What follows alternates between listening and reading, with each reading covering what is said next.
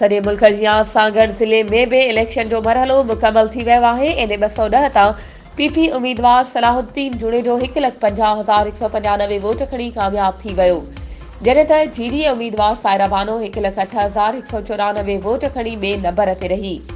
अहिड़ी रीत 5 सूबाई असेंबली जी सीटुनि मां PS 44 शिदातपुर तां पीपल्स पार्टी जो उम्मीदवार शाहिद खान तहीम 59,630 वोट खणी कामयाब करार ॾिनो वियो, जॾहिं त जीडीए उम्मीदवार मोहम्मद बख्श खासकेली 48,200 वोट खणी ॿिए नंबर ते रहियो। अहिड़ी तरह PS 43 टंडो आदम तां पीपी उम्मीदवार पारस देरो 67,851 वोट खणी कामयाब थी वियो, जॾहिं त जीडीए उम्मीदवार नियाज़ मरी 23,869 वोट खणी ॿिए नंबर ते रहियो।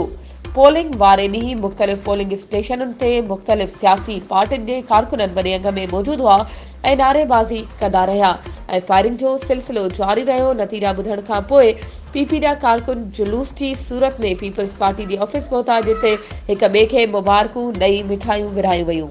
वधीक ख़बरुनि ऐं अपडेट्स जे लाइ असांजे चैनल खे सब्सक्राइब कयो ऐं हा, बेल आइकन खे प्रेस करणु न विसारिजो त जीअं असांजी हर नई अचण वारी वीडियो तव्हां ताईं पहुची